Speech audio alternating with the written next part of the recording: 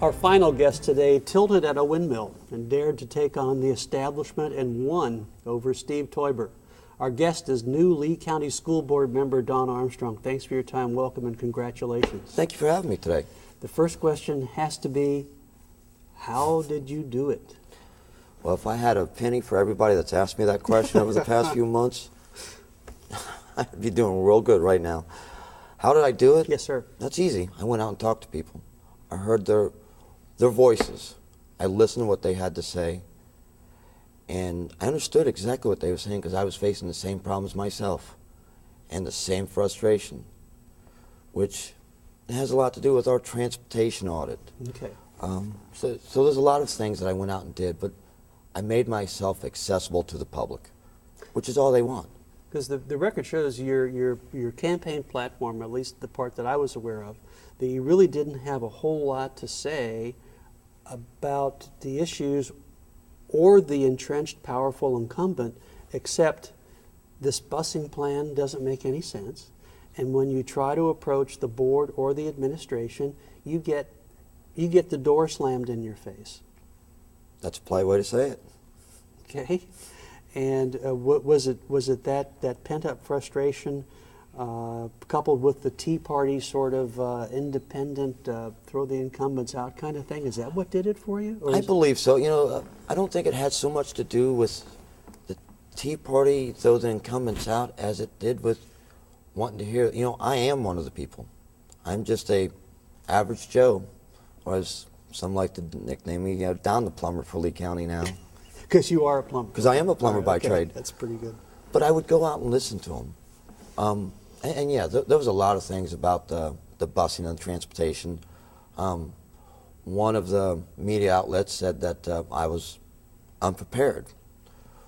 Well, listen to my opponent and you listen to me about the transportation. He said there was no problems. Mm-hmm. There was no problems with the transportation.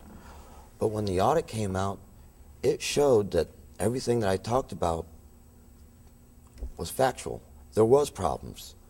The audit, for our viewers in Collier County who might not be familiar with this, the audit showed that too many kids stayed on buses for too long. Absolutely. Okay. We have bus stops that there's no kids at. We have 50 or so buses that are sitting in the yard that's not doing nothing. This transportation audit showed where we could save on the average between $6 to $10 million annually. That's a lot of money.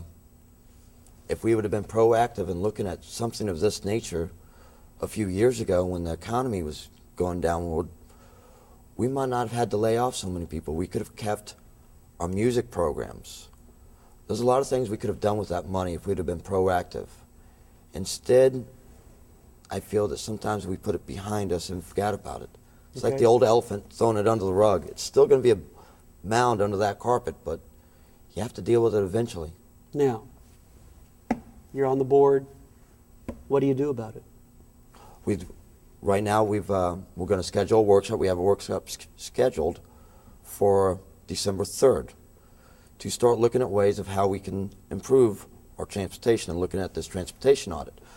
One of my ideas, one thing that I've suggested over the past few months that I was campaigning, was maybe school choice isn't our answer. Maybe, going back to a hybrid of neighborhood schools with a combination of school choice for high schoolers, because we got some great programs in our high schools. So by that being said, we could reduce a lot of our transportation problems. Would it be legal?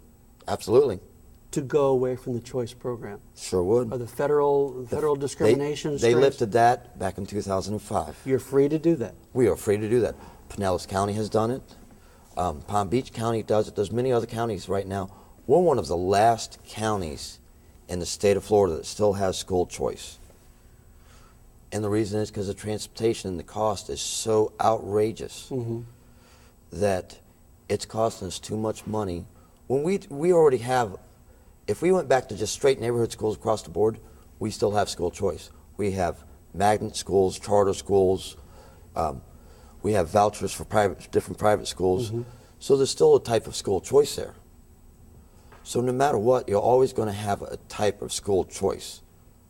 So for anybody to say that we're taking it away from certain people is completely false. The board has 5 members. You have 3 new members.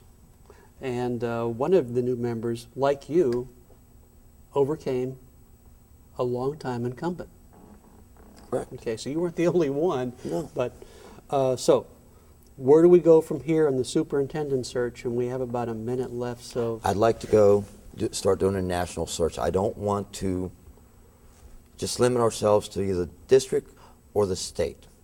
But on that note, we are doing a workshop again in the beginning of December about the superintendent search.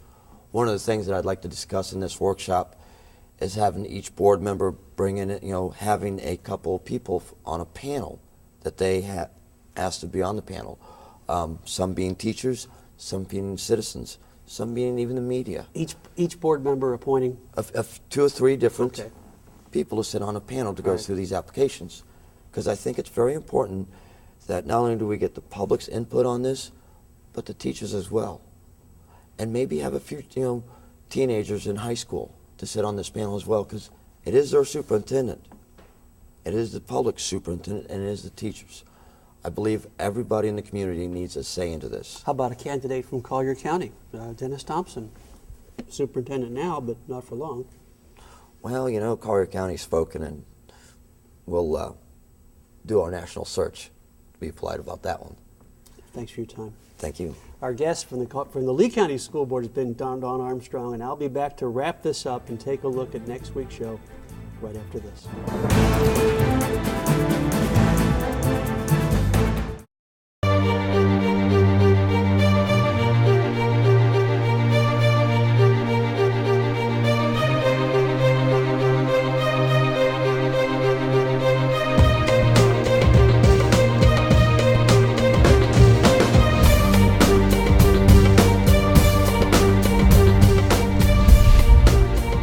Read, savor, share every day with the Naples Daily News.